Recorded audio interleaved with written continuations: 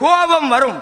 ஆனா மூமினுக்கு வரக்கூடிய கோபம் அவனுடைய எல்லையே தாண்ட விடாதவன, ஒரு லிமிட்டோட அவன் நின்றுவான். இப்ப சில ஆட்களை பார்த்தா தெரியும் எப்படி இறைச்ச வேலை செஞ்சுக்கிட்டு. ஒரு சண்டை வந்தா தெரியும் என்னவெல்லாம் பேசுவாங்க தெரியுமா சண்டையில.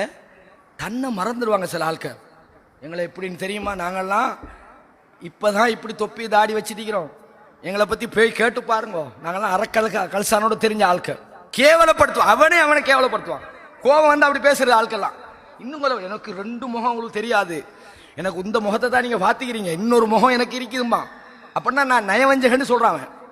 கோபத்துல அல்லாஹ் சொல்றான், கோபம் வருகிற போது ஒரு மூமின் அதை முழுங்கிடுவான். முழுங்குறா என்ன, திருப்பி ரிட்டர்ன் வராது.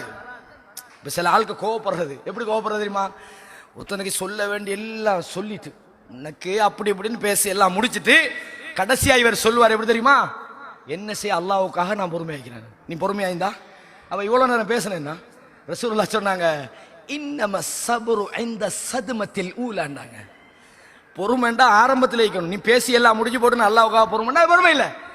அப்ப இறையச்சம் உள்ளவர்களுடைய பண்பு எப்படி என்றால், அவன் பக்கம் நியாயம் இருந்தாலும் அவன் பக்கம் உரிமை இருந்தாலும் கோபம் வருகிற போது அதை கண்ட்ரோல் பண்ணி அடக்கிக் கொள்ற பண்பு இறையச்சத்தின் பண்பு.